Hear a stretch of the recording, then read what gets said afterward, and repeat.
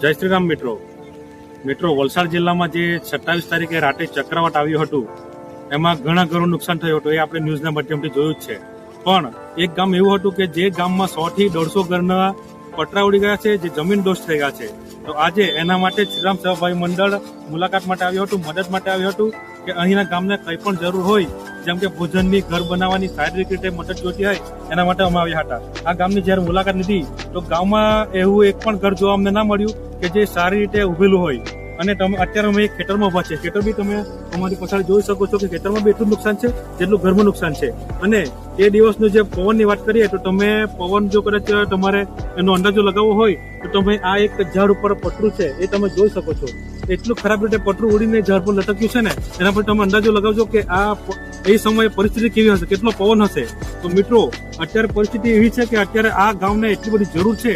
તો અમે તો એમના મદદ માટે આવ્યા જ છે, પણ અમારી ઈચ્છા છે કે તમે પણ આ કામમાં જોડાવો, અમારી સાથે આવો. શારીરિક રીતે મદદ કરી શકો, આર્થિક રીતે મદદ કરી શકો, તમે કોઈ પણ રીતે મદદ કરી શકો, પણ તમે આ ગામમાં આવો, ખૂબ જ જરૂર છે અહીંયા.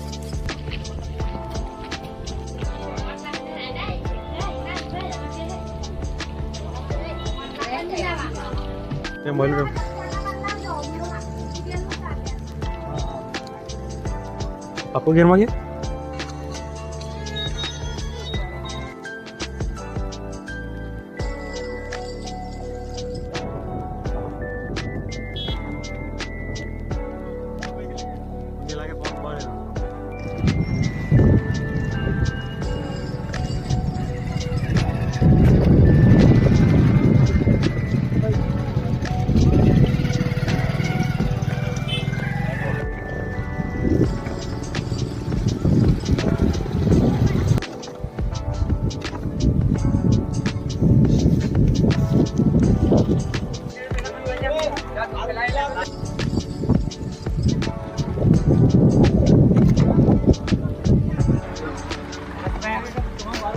Lên.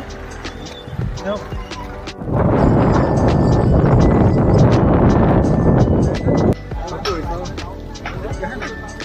Cái này. Nó ăn cái gì?